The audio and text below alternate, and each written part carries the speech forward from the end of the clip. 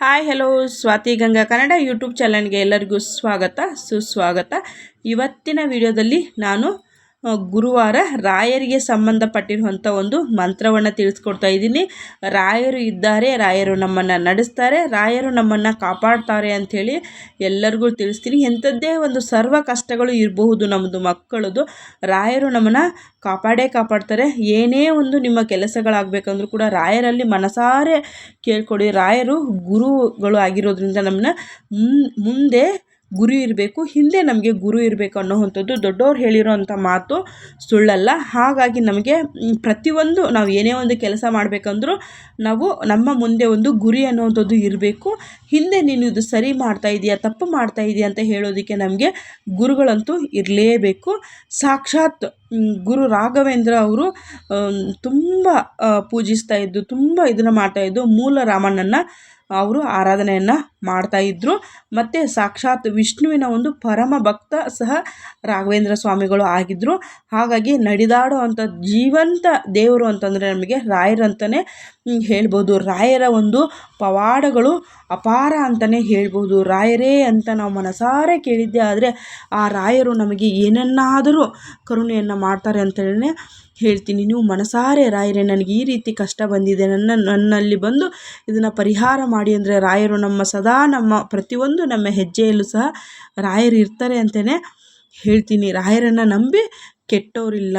ರಾಯರು ನಮ್ಮನ್ನು ಸನ್ಮಾರ್ಗದಲ್ಲಿ ನಡೆಸ್ತಾರೆ. ಎಂಥದ್ದೇ ಒಂದು ನಮಗೆ ಕಠಿಣ ಸಮಸ್ಯೆಗಳಾಗಿರ್ಬೋದು, ಪೀಡೆ ಪಿಶಾಚಿಗಳಿಂದ ಒಂದು ನಮಗೆ ಬಾಧೆಗಳಾಗಿರ್ಬೋದು, ನಮ್ಮ ಮನೆಯಲ್ಲಿ ನೆಮ್ಮದಿ ಇಲ್ಲದೆ ಇರುವಂಥದ್ದು, ಶಾಂತಿ ಇಲ್ಲದೆ ಇರುವಂಥದ್ದು, ತುಂಬ ಜನಕ್ಕೆ ಮಕ್ಕಳಾಗದೇ ಇರುವಂಥದ್ದು, ರಾಯರ ಪವಾಡಗಳು ಕೇಳ್ತಾ ಹೋದರೆ ನಮಗೆ ಎಷ್ಟು ಇದೆ ಅಂತಂದರೆ ನಮಗೆ ಅಷ್ಟೊಂದಿದೆ. ರಾಯರನ್ನು ನಂಬಿ ರಾಯರು ನಮ್ಮನ್ನು ಕಾಪಾಡ್ತಾರೆ. ನಿಮ್ದು ಏನೇ ಒಂದು ಕಷ್ಟ ಇದ್ದರೂ ರಾಯರಲ್ಲಿ ಕೇಳ್ಕೊಳ್ಳಿ. ನಿಮ್ಮ ಮಕ್ಕಳು ಚೆನ್ನಾಗಿ ಓದಬೇಕಾ, ನಿಮ್ಮ ಮನೆಯಲ್ಲಿ ದಾಂಪತ್ಯದ ಕಲಹ ಅನ್ನುವಂಥದ್ದು ಬಂದಿದೆಯಾ, ರಾಯರನ್ನು ನಾವು ಭಕ್ತಿಯಿಂದ ಕೇಳ್ಕೊಳ್ಬೇಕು. ಆವಾಗ ರಾಯರು ನಮಗೆ ಒಳ್ಳೆಯದನ್ನು ಮಾಡ್ತಾರೆ ಮತ್ತು ನಮಗೆ ಅನುಗ್ರಹ ಸಹ ಮಾಡ್ತಾರೆ. ರಾಯರನ್ನು ನಾವು ಏಕಾದಶಿ ಸಂದರ್ಭಗಳಲ್ಲಿ ಪೂಜಿಸಿದ್ದೇ ಆದರೆ ಮತ್ತು ಈ ಒಂದು ಏಕಾದಶಿ ಸಂದರ್ಭಗಳಲ್ಲಿ ಹೆಣ್ಣುಮಕ್ಕಳಿಗೆ ಮಾಸಿಕ ಸಮಸ್ಯೆ ಅನ್ನುವಂಥದ್ದು ಬಂದಾಗ ಅವರು ಪ್ರತಿ ಗುರುವಾರನೂ ಸಹ ನೀವು ರಾಯರನ್ನು ಪೂಜೆಯನ್ನು ಮಾಡಬಹುದು. ರಾಯರ ಅನುಷ್ಠಾನಗಳು ತುಂಬ ಅಂದರೆ ತುಂಬ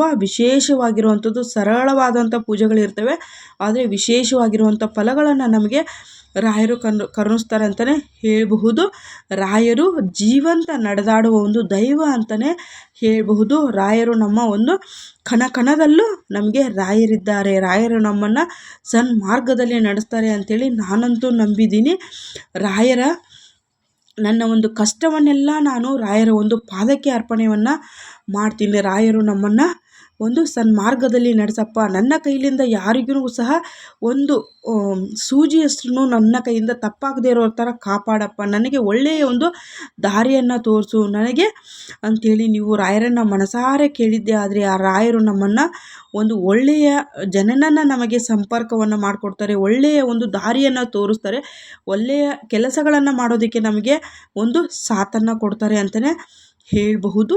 ಇವಾಗ ನಾನು ಈ ಮಂತ್ರವನ್ನು ನೀವು ಎಷ್ಟು ದಿನಗಳ ಕಾಲ ಹೇಳಬೇಕು, ಇದು ನಿಮ್ಮದು ಏನೇ ಒಂದು ಕಷ್ಟಗಳಿರ್ಬೋದು, ನಿಮ್ಮದು ಹಣದ ಸಮಸ್ಯೆ ಆಗಿರ್ಬೋದು, ಈ ಒಂದು ರಾಘವೇಂದ್ರ ಸ್ವಾಮಿಯ ಗಾಯತ್ರಿ ಮಂತ್ರವನ್ನು ನೀವು ಕೇಳ್ತಾ ಬನ್ನಿ. ನಿಮ್ಮ ಮನೆಯಲ್ಲಿ ಎಂಥದ್ದೇ ಒಂದು ದೋಷಗಳಿದ್ರು, ಮನೆಯಲ್ಲಿ ನೆಮ್ಮದಿ ಇಲ್ಲದಿರೋವಂಥದ್ದಾಗಿದ್ರೂ ಕೂಡ ಆ ಗುರು ರಾಘವೇಂದ್ರ ಸ್ವತಃ ನಮ್ಮ ಮನೆಯಲ್ಲೇ ನೆಲೆಸಿ ನಮ್ಮನ್ನು ಕಾಪಾಡ್ತಾರೆ. ಗುರು ನಮ್ಮನ್ನು ಸನ್ಮಾರ್ಗದ ಕಡೆಗೆ ಕರ್ಕೊಂಡು ಹೋಗ್ತಾರೆ ಅಂತಲೇ ಹೇಳಬಹುದು.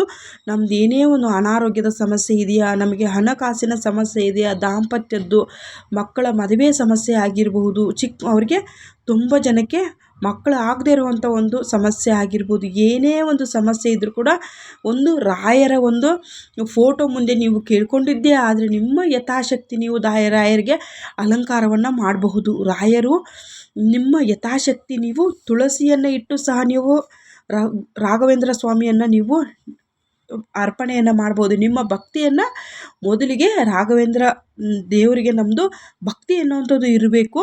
ಮತ್ತು ರಾಯರು ಯತಿಯರಾಗಿರೋದ್ರಿಂದ ಅವರಿಗೆ ಒಂದಷ್ಟು ಕಟ್ಟುನಿಟ್ಟಿನ ಇದ್ದಾವೆ. ಏನು ಅಂತಂದರೆ ನಾವು ಮಾಂಸಾಹಾರವನ್ನು ಮಾಡೋ ಹಾಗೆ ಇರಲ್ಲ, ಮದ್ಯಪಾನವನ್ನು ಮಾಡೋ ಹಾಗೆ ಇರಲ್ಲ. ಯಾಕಂದರೆ ಕೆಲವೊಂದು ಮನೆಗಳಲ್ಲಿ ಮಾಂಸ ಅವರಿಗೆ ಪ್ರತಿನಿತ್ಯ ಬೇಕಾಗಿರುತ್ತೆ. ನೀವು ಗುರುವಾರದ ಒಂದು ಸಂದರ್ಭಗಳಲ್ಲಿ ನೀವು ತಿನ್ನೋದಕ್ಕೆ ಹೋಗಬೇಡಿ ಅನ್ನೋದನ್ನು ತಿಳಿಸ್ತೀನಿ. ಇಲ್ಲ ನಮ್ಮ ಮನೆಯಲ್ಲಿ ಕೇಳೋದಿಲ್ಲ ಅನ್ನೋವಂಥವ್ರದ್ದು ಏನೂ ಮಾಡೋದಕ್ಕೆ ಆಗಲ್ಲ. ಯಾಕಂತಂದರೆ ಕೆಲವೊಂದು ಹೆಣ್ಣು ಮಕ್ಕಳಿಗೆ ರಾಯರನ್ನು ಪೂಜಿಸಬೇಕನ್ನೋ ಆಸೆ ಇರುತ್ತೆ. ಆದರೆ ಅವರವರ ಮನೆಯ ಪರಿಸ್ಥಿತಿ, ನೀವು ಮನಸಾರೆ ರಾಯರನ್ನು ಕೇಳ್ಕೊಳ್ಳಿ, ನನ್ನ ಮನೆಯ ಪರಿಸ್ಥಿತಿ ಈ ರೀತಿ ಇದೆ ತಂದೆ, ನೀನು ಇದನ್ನು ಸುಧಾರಿಸುವಂತ ಕೇಳ್ಕೊಳ್ಳಿ. ಕ್ರಮೇಣವಾಗಿ ನಿಮ್ಮ ಮನೆಯಲ್ಲೂ ಕೂಡ ನಾವು ರಾಯರ ಒಂದು ಫೋಟೋವನ್ನು ಇಟ್ಟು ಪೂಜೆಯನ್ನು ಮಾಡೋಣ ಅಂಥೇಳಿ ಒಂದಲ್ಲ ಒಂದು ದಿನ ಹೇಳ್ತಾರೆ ಅನ್ನುವಂಥದ್ದು ರಾಯರಲ್ಲಿ ನೀವು ನಂಬಿಕೆ ನೀಡಿ ರಾಯರು ನಿಮ್ಮ ಒಂದು ಮಾರ್ಗವನ್ನು ಸುಗಮ ಮಾಡ್ತಾರೆ ಅನ್ನೋದನ್ನು ತಿಳಿಸ್ಕೊಡ್ತೀನಿ. ಇವಾಗ ನಮ್ಮ ಮನೆಯಲ್ಲಿ ರಾಯರ ಒಂದು ಪ್ರತಿಮೆ ಇಲ್ಲ, ನಾವು ಹೇಗೆ ಪೂಜೆ ಮಾಡೋದು ಅಂತ ಅನ್ನೋದಾದರೆ, ಪ್ರತಿಯೊಬ್ಬರು ಮನೆಯಲ್ಲೂ ತುಳಸಿ ಕಟ್ಟೆ ಅನ್ನೋವಂಥದ್ದು ಇದ್ದೇ ಇರುತ್ತೆ. ದೊಡ್ಡ ತುಳಸಿ ಕಟ್ಟೆ ಇದ್ದರೆ ಅದನ್ನು ಒಳಗಡೆ ಎತ್ಕೊಂಡು ಬರೋ ಥರ ಇದ್ದರೆ ನೀವು ಎತ್ಕೊಂಡು ಬನ್ನಿ. ನೀವು ಚಿಕ್ಕದಾಗಿರುವಂಥ ಒಂದು ತುಳಸಿ ಕಟ್ಟೆಯನ್ನು ಗುರುವಾರ ದಿವಸನೇ ತಂದು ಬೇಕಿದ್ದರೆ ನೀವು ಅದನ್ನು ರಾಯರಂಥೇಳಿ ನೀವು ಗುರುವಾರ ದಿವಸ ಮಾತ್ರ ಒಳಗಡೆ ತಂದು ಪೂಜೆಯನ್ನು ಮಾಡಿ ಮತ್ತು ನೀವು ಶುಕ್ರವಾರ ಎತ್ಕೊಂಡು ಹೋಗಿ ಆಚೆಯನ್ನು ಇಟ್ಕೊಳ್ಬಹುದು. ನೀವು ಬುಧವಾರ ದಿವಸನೇ ಆ ತುಳಸಿ ಪಾಟನ್ನೆಲ್ಲ ಕ್ಲೀನ್ ಮಾಡಿ ಇಟ್ಕೊಳ್ಳಿ. ಗುರುವಾರ ದಿವಸ ಯಾವುದೇ ಕಾರಣಕ್ಕೂ ಪೂಜೆ ಮಾಡುವಂಥ ಗಿಡಗಳಲ್ಲಿ ತುಳಸಿಯನ್ನು ತೆಗೆದಕ್ಕೆ ಹೋಗಬೇಡಿ. ರಾಯರಿಗೆ ತುಳಸಿ ಅರ್ಪಣೆಯನ್ನು ಮಾಡಿ ಏಕಾದಶಿ ಸಂದರ್ಭಗಳಲ್ಲಿ ರಾಯರಿಗೆ ತುಳಸಿ ಮತ್ತು ಬರೀ ಒಂದು ಲೋಟ ಹಾಲು ಅಥವಾ ನೀರನ್ನು ಇಡಿ. ನಾನಿವಾಗ ಈ ಒಂದು ಮಂತ್ರವನ್ನು ತಿಳಿಸ್ಕೊಡ್ತೀನಿ ನೋಡಿ. ಶ್ರೀ ವೆಂಕಟನಾಥಾಯ ವಿದ್ಮಹಿ ಸಚ್ಚಿದಾನಂದ ಧೀಮಹಿ ತನ್ನೋ ರಾಘವೇಂದ್ರ ಪ್ರಚೋದಯತ್ ಅನ್ನೋವಂಥ ಒಂದು ಈ ಮಂತ್ರವನ್ನು ನಾನು ಸ್ಕ್ರೀನ್ ಮೇಲೆ ಹಾಕಿದ್ದೀನಿ. ನನ್ನ ಉಚ್ಚಾರಣೆಯಲ್ಲಿ ನಿಮಗೆ ಏನಾನ ಮಿಸ್ಟೇಕ್ಸ್ಗಳಿದ್ದರೆ ಖಂಡಿತವಾಗ್ಲೂ ಈ ಸ್ಕ್ರೀನ್ ಮೇಲೆ ಬಂದಿರುವಂಥ ಮಂತ್ರವನ್ನು ನೀವು ಒಂದು ಬುಕ್ಕಿನಲ್ಲಿ ಬರೆದು ಪ್ರತಿನಿತ್ಯ ನೀವು ಯಾವಾಗ ಶುರು ಮಾಡಬೇಕು ಅಂತಂದರೆ, ನೀವು ಗುರುವಾರ ಸಂದರ್ಭಗಳಲ್ಲಿ ಪ್ರಾರಂಭವನ್ನು ಮಾಡಬೇಕಾಗುತ್ತೆ. ಇಲ್ಲ ಅಂತಂದರೆ ನೀವು ಏಕಾದಶಿಯ ಒಂದು ಸಂದರ್ಭಗಳಲ್ಲಿ ನೀವು ಈ ಒಂದು ಮಂತ್ರವನ್ನು ಶುರು ಮಾಡ್ಕೊಳ್ಬೇಕಾಗುತ್ತೆ. ಮತ್ತು ಪುಷ್ಯ ನಕ್ಷತ್ರ ಇರುವಂಥ ಒಂದು ಸಂದರ್ಭದಲ್ಲಿ ನೀವು ಈ ಒಂದು ಮಂತ್ರವನ್ನು ಹೇಳೋದಕ್ಕೆ ಶುರು ಮಾಡ್ಕೊಳ್ಳಿ. 45 ದಿನಗಳ ಹೇಳಿದರೆ ತುಂಬ ಅಂದರೆ ತುಂಬ ಒಳ್ಳೆಯದು. 11 ದಿನಗಳ ಕಾಲ, 5 ದಿನಗಳ ಕಾಲ, 3 ದಿನಗಳ ಕಾಲ ಸಂಕಲ್ಪವನ್ನು ಮಾಡಿಕೊಂಡು ಈ ಮಂತ್ರವನ್ನು ಹೇಳ್ಕೊಳ್ಳಿ. ಅನಿಸಿಕೆ ಅಭಿಪ್ರಾಯ ಕಮೆಂಟಲ್ಲಿ ಬರೆದು ತಿಳಿಸಿ. Thank you for watching.